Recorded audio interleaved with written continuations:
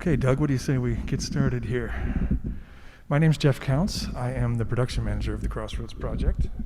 You wouldn't believe it based on how I'm struggling with this microphone stand, but thank you all for staying. We've certainly got opportunities for some questions. If you have one, just please go to the end there. You'll see microphones in both of the walkways there. Excuse me, Rob. Is that somebody with a question there? Yes. Let's start with you. Please go ahead. Hi. Thank you for this amazing work. It was incredibly beautiful and one of the finest quartet performances that I've ever heard, and I've listened to a lot of different string quartets. So thank you for the gift of your performance. Thank you. I guess I find myself in this moment struggling with three men going to space on 10-minute tours compared to where we find ourselves. And I wonder if you could just speak a little bit about Elon Musk and others and the damage of those ships going into a near-Earth orbit, even momentarily, and what the cost is in carbon. Thank you. Dr. Davies, why don't you take the first crack at that? Well, thanks so much for the question. So in fairness, actually, I don't think Elon Musk went to space, but Jeff Bezos did, and a few others. And Elon Musk sent 4 other people up for something like a 3-day ride. And your question is, you know what it reminds me of is during the Apollo missions, happening at the same time as the civil rights movements, and there was a famous, poem, Whitey Going to the Moon, when all of these, problems we have in the inner cities and socially throughout the country, and of course need resources. I think broadly, the carbon cost of each of those missions is extreme, but of course compared to the total carbon emissions of, say, a given daily on the planet, it's kind of a drop in the bucket, so to speak. They're planning to ramp it up. But what I think mostly when I think of this issue is the extreme inequity in the world. There are 3 Americans who own as much wealth as the poorest 50% of America. Elon and Jeff Bezos are 2 of them, and I can't remember who the third is. Actually, it's Bill Gates. Globally, there are 24 people, more or less, who control as much wealth as the poorest 4 billion people on the planet. This is a direct result of a growth-based capitalist economic global system. Capitalism needs growth in order to thrive, and it built into the feedback loops is something that the systems dynamics scientists call success to the successful. It's built in that you're going to get this kind of extreme inequity in such a system. And so I think what your question leads to really quickly a much broader answer, which is that we need to address this at the very source of the whole suite of ecological and social crises that we face, and that is a growth-based mindset. And as we change to a different mindset, not growth to thrive, it synergistically addresses lots of these problems. And if we were doing that, we wouldn't have people, frankly, wealthy enough to themselves be doing the kinds of, essentially wasting the kinds of resources, which I think gets to your point, on that kind of thing when there is so much more we could be doing with it and need to be doing with it here. So, it's kind of the perfect example, right? You can crystal clear see the effect of such extreme inequity and why it needs to go. That's, I guess, what I have to say, and I don't know if anyone Anybody else from the quartet have a non-scientific response to this I think, question that sort of crosses all boundaries, including the ones we represent up here. Beck? Mine is definitely not scientific, but I can't help but think too that it symbolizes some sort of search that means that we're giving up on protecting the planet that we have and treasuring this extraordinary planet that we're lucky to live on. And so in that way, I'm haunted by it. That's not a helpful answer. It's mainly just saying I'm haunted by it too. Sir, how about you?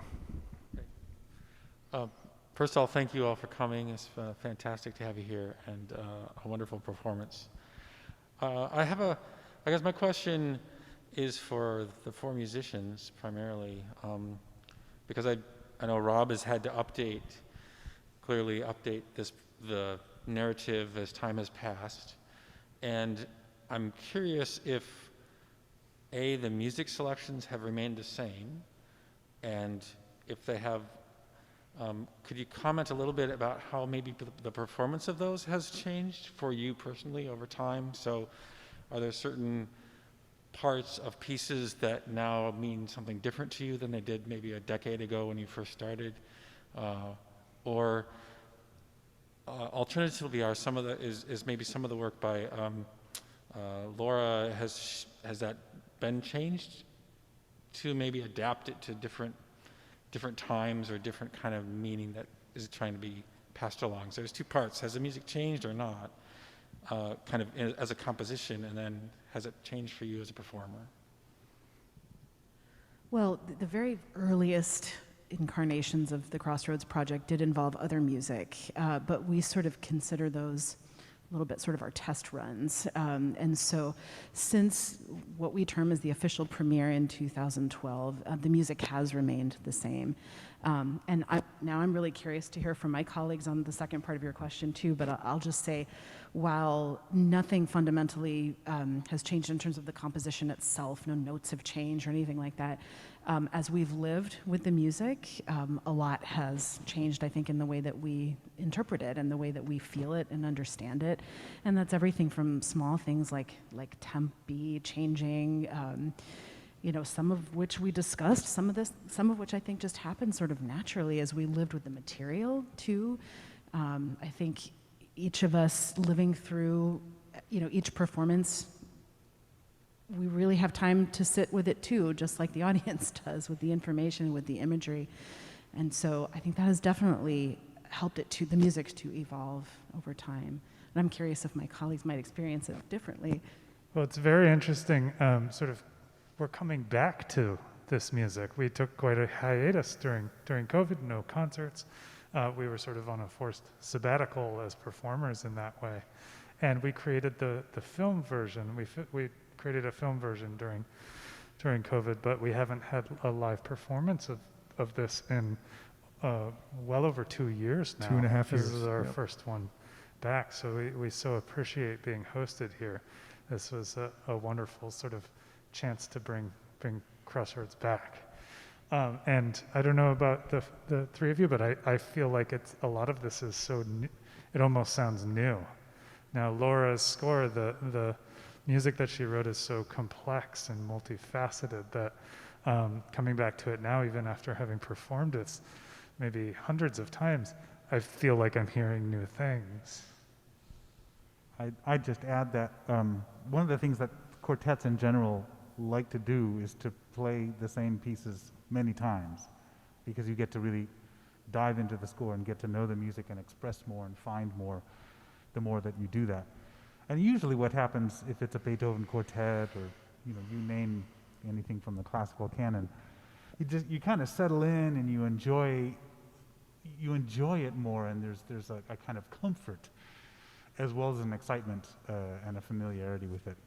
But because of what this music is meant to serve and the message that it's meant to serve, I don't think settling in and getting comfortable ever has happened. And in fact, there's a certain, at least for me, a certain urgency that this music represents that I'm finding ever more powerful, even though I feel like I know the music as well as I've ever, or better than I ever had before. It doesn't, I'm not settling into it in the way that I might a different piece of music.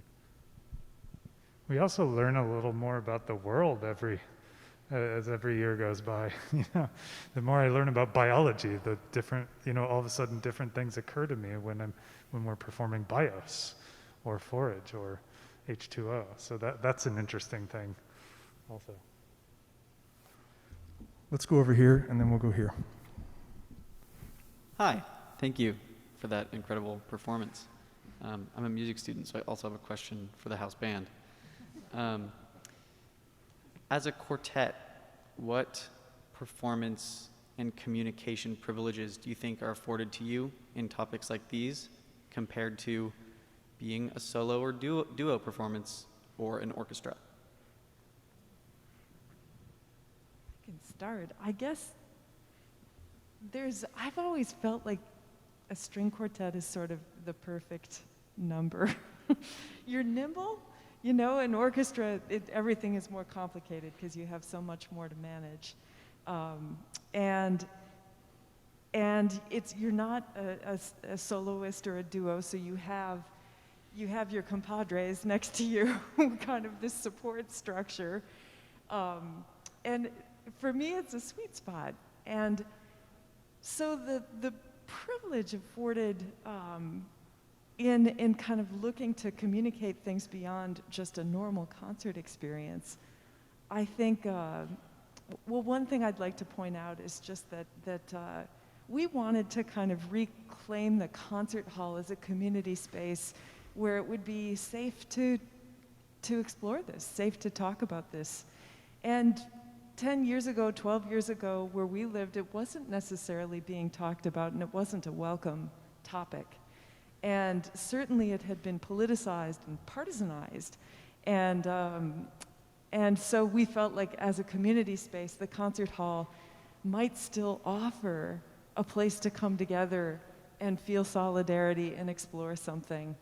I'm not sure I'm completely answering your question, but I wanted to offer that. Well, if I could expand on it, actually, Robert, do you think the exhaustive and encyclopedic repertoire of a string quartet positions it uniquely to be able to comment on any number of things as an ensemble? I mean, you've got so much to draw on as a unit, as a chamber music unit. He doesn't agree. No is the answer. I'm not sure. I mean, there's having so much of a vast repertoire to dive into, and to the vast number of things that you're trying to communicate in that repertoire certainly gives, I think, me and maybe all of us, you know, a nice wide palette of concert experience, of emotional, communicative experience to draw from when we're directing it for a specific purpose. But the experience of doing something that is really very topical, for me as a performer, is really different. It definitely is distinctly different than your standard quartet concert. I don't know. I'm not sure if that answers the question either. Was there a second part to your question before I leave you? No. Thank very you. much. Thank you very much. How about you? First of all, thank you so much for the beautiful performance. And I wanted to ask from Professor Robert Davis that you touched that the economics really focuses on the growth. And as an econ student, I wanted to ask, what should modern economists should focus on and aim for, and also like how we can approach to it? So, a wonderful question. You're asking about economics, and clearly I have some pretty strong critiques of the economic system. Currently, it's what we would call neoclassical economics, right? And it's not just me. I am trained as a physicist, not as an economist. Astonishingly to me, over the last 15 years, I spent a lot of time trying to understand economics. It's never something that was previously an interest of mine. But as we dig down, we find that our economic system, in fact, is driving this huge collection of ecological and social problems. Not the least of which is it's just simply unsustainable, so it will go away. It will go away. 1.7 planets and growing, right? That's unsustainable. Now, that said, the good news is there is quite a vast field of what you might call heterodox economics, other approaches to economics. And the field that I would encourage you to look into is something called, it goes by different names, but it's all essentially the same, steady state economics.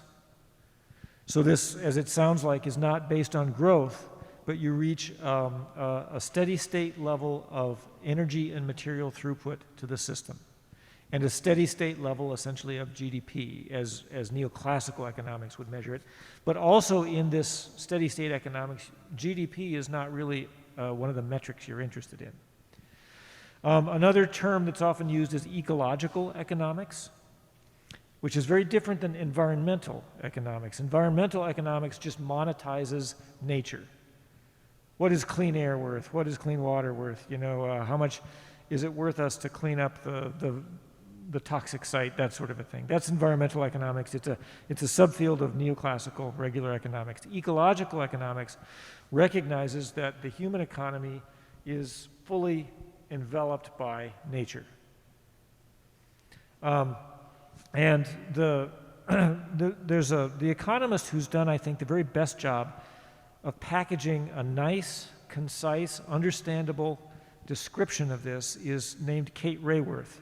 Brad actually mentioned her in one of the little vignettes. Kate Rayworth. And she has a book called Donut Economics, which describes this collection of heterodox economic theories that do not need the economy to grow in order for it to thrive. So that's what I would encourage you to take a look at. So there is a pretty detailed roadmap for how we transition away from a growth-based economic system. Thank you so much. Amazingly great question. Thank you. Doug, is anything from the Zoom crowd that you want to throw up? Let's go with this gentleman then. Another question about the music. What went into the decision-making process for what to play with this? I know you said that it's changed over time. And sort of two-layered, what went into including the Haydn sort of juxtaposed against the much more modern Kaminsky? Sorry. Take this. So the Haydn was a little bit of a nod to the Enlightenment, the dawn of the Age of Reason, and that particular string quartet by Haydn has the handy nickname the Sunrise Quartet. And we sort of liked the idea of starting it like we would a normal, if you will, concert, kind of starting with the classical string quartet, with the sunrise, with the dawn of the Enlightenment. And we don't play very much of it, right? We just play the exposition of the first movement, and then Rob takes it from there. So we never found a kind of a better introduction. We kind of liked its positivity and the symbolism, and by the same token, the piece that we finish with by Leos Janáček, we just felt like the energy in that string quartet and the turmoil and the way that it sort of finishes with a question was somehow the appropriate place to leave the audience. This issue is unfinished, and we sort of didn't want everyone to leave feeling like, oh, it's all well in hand, we're going to be fine, because what we're hoping for is for anyone who sees it to pick something and make it theirs. So the bookends are from the traditional repertoire. And then Laura Kaminsky was a composer that had come recommended to us, and we knew that she had already written music that we liked on eco themes, and we simply contacted her, and she was interested from the start, and she's become one of our dear, dear friends and partners in this endeavor. I will say from a production standpoint too, I wasn't around when the Haydn was chosen, but the conceit of the opening of the show, if you see Dr. Davies sitting here and there's a little glow of light on him, is that he's reminiscing about having heard a string quartet. And the Haydn is a good stand-in for that memory. It's actually the perfect piece, the thing that got his brain working about how this art and science collaboration could help tackle big themes. So from a production standpoint, the Haydn makes really good sense as a reminiscence for him as a concert goer. So, second part of your question, go. Was just what went into the choice behind the music. Thank you. Anybody else want to tackle that? How Laura was engaged maybe, or more about the development of the music? Well, Rob, you could talk about the graph. It is a very good story.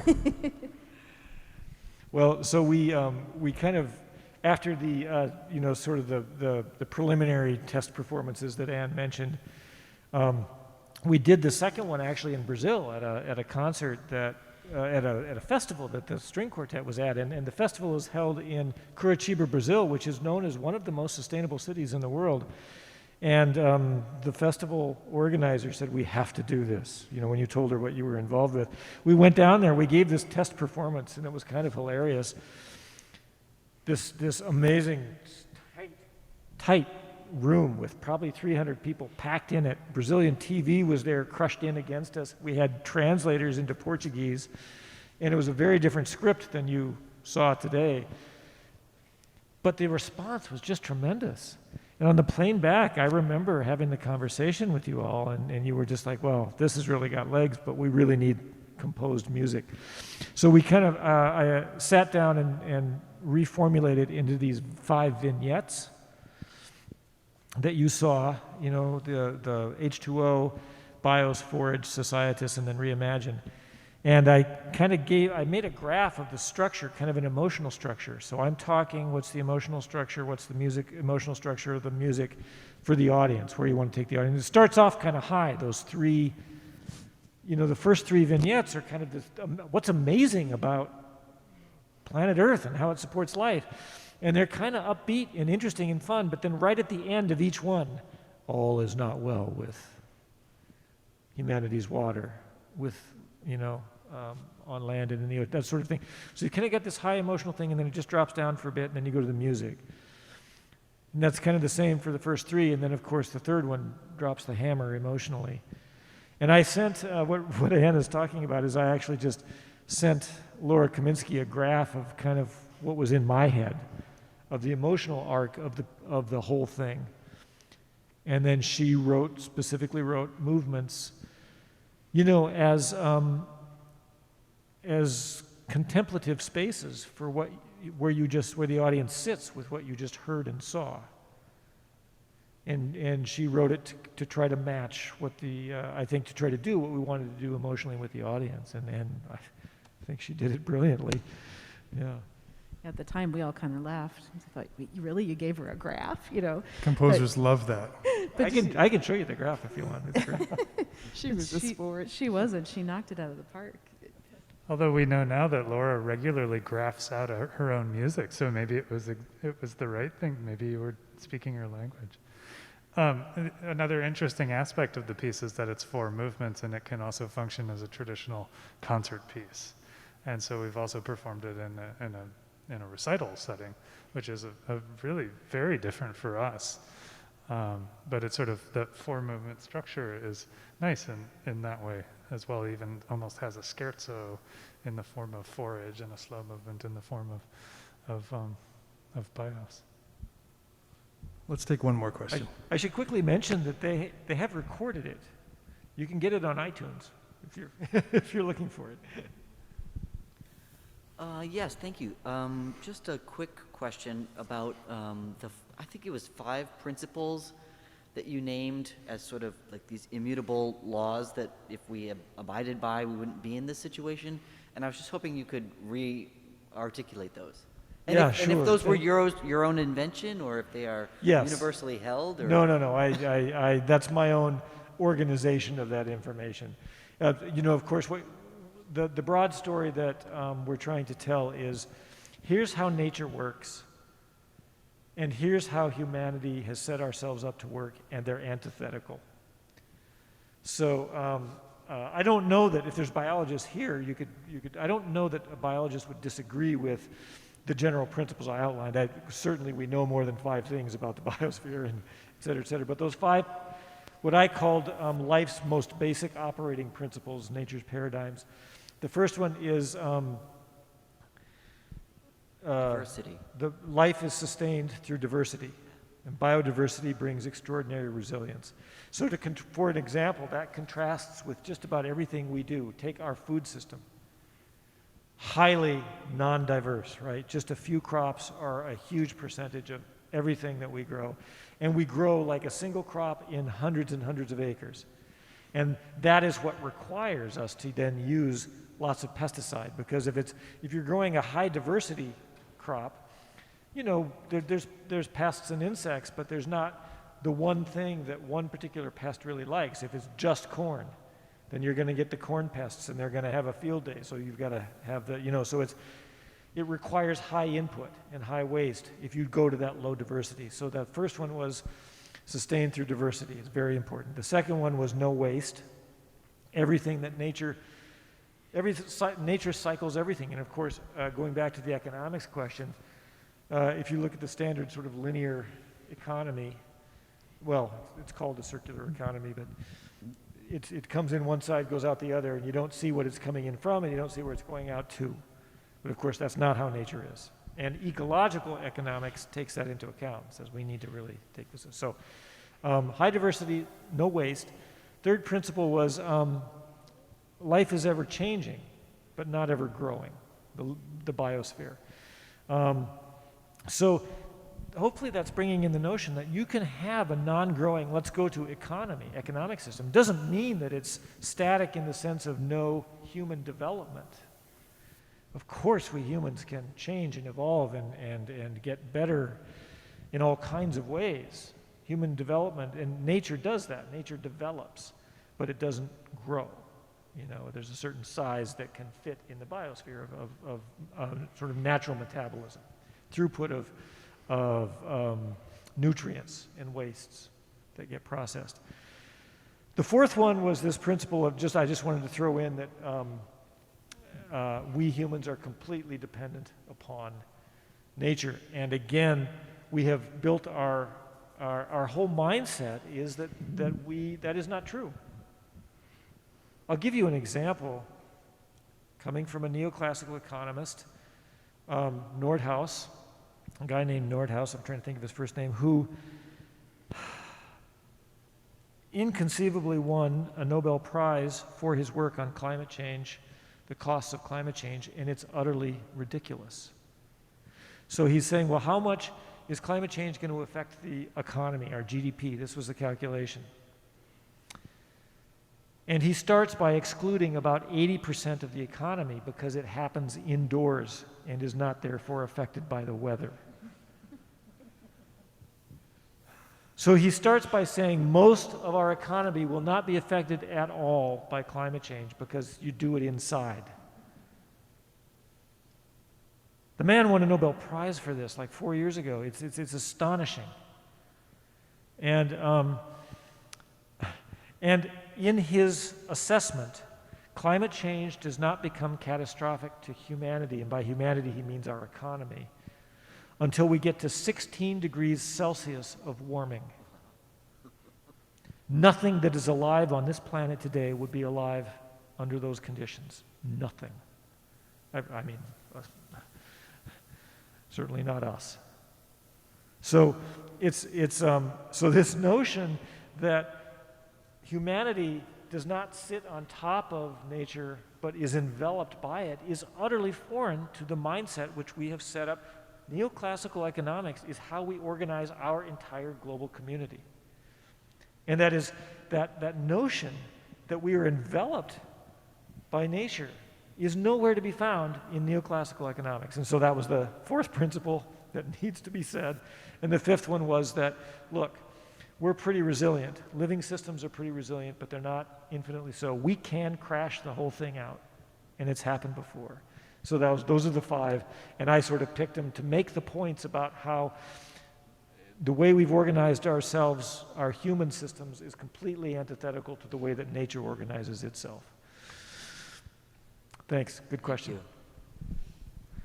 Lots of great questions tonight. Thank you all so much. On behalf of the Fry Street Quartet, Robert Waters, Rebecca McFall, Brad Otteson, and Francis Bayless, and Dr. Robert Davies, creator of this wonderful project.